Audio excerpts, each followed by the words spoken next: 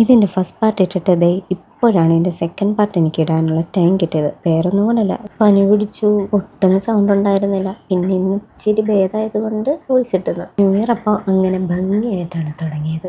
ഇനി പറഞ്ഞിട്ട് കാര്യമില്ല, ഉള്ളിടത്തെല്ലാം തണ്ടിത്തിരിഞ്ഞ് നടക്കുമ്പോൾ ഇതൊക്കെ വരുമെന്ന് ആലോചിക്കണമായിരുന്നു. ഇനിയിപ്പോൾ അതൊക്കെ പോട്ടെ, ബാക്ക് ടു ദ പോയിന്റ്. നമ്മളിപ്പോൾ എവിടെയാണ് പറഞ്ഞു നിർത്തിയത്?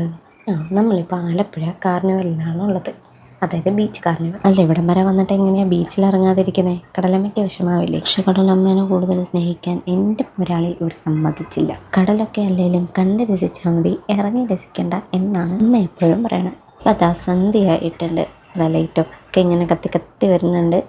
ആൾക്കാരുടെ തിരക്കും അതുപോലെ കൂടിക്കൂടി വരുന്നുണ്ട്. എനിക്ക് ഈ നൈറ്റ് ടൈമിൽ വ്യൂസ് കാണാനായി ഏറ്റവും ഇഷ്ടം. ഒരു പ്രത്യേക തരം ഭംഗിയല്ലേ ഇപ്പോൾ. ഒരുപാട് വെറൈറ്റി ലൈറ്റ്സ് ഉണ്ടാവും, ഒരുപാട് ആൾക്കാരെ കാണാം, പിന്നെ ഒരു പ്ലസൻ്റ് ആയിട്ടുള്ള ക്ലൈമറ്റ് ആയിരിക്കും. മോർ ഓവർ ഒരു ചിൽ വൈബായിരിക്കും. ഈ റൈഡിൽ എന്നിട്ട് ഞങ്ങൾ കയറി. അതിൻ്റെ കാര്യം പറയാതിരിക്കുന്നതാണ് ഭേദം. കാറി പൊളിച്ചൊരു പരുവായി. പക്ഷെ ഒട്ടും സേഫ് ആയിരുന്നില്ല, അവർ നമ്മളെ സെക്യൂർ ഒന്നും ചെയ്തിട്ടുണ്ടായിരുന്നില്ല. അതുകൊണ്ട് അതിൻ്റെ അകത്തിരിക്കുന്ന വിഷ്വൽസ് ഒന്നും എനിക്ക് എടുക്കാൻ പറ്റിയില്ല. ഒരു കണക്കിന് എടുക്കാഞ്ഞതാണ് നല്ലത്, എൻ്റെ ഫോൺ താഴെ പോയാന്. ഇതിൽ ഞാനും കുഞ്ചും മാത്രമേ കയറിയിട്ടുണ്ടായിരുന്നുള്ളൂ. അമ്മ മറ്റേതിൻ്റെ സൈഡ് എഫക്റ്റ് കാരണം കയറിയില്ല. ഈ റൈഡ് പിന്നെ അവർ സെക്യൂർ ആക്കി വെച്ചത്, ആദ്യത്തെ പോലെയല്ല. ഇതിൽ ആദ്യം കയറിയപ്പോൾ വലിയ സീനില്ല എന്നൊക്കെ വിചാരിച്ചിട്ടാണ് ഇരുന്നത്. പക്ഷേ അതിൻ്റെ എഫക്റ്റ് കാണിക്കാം.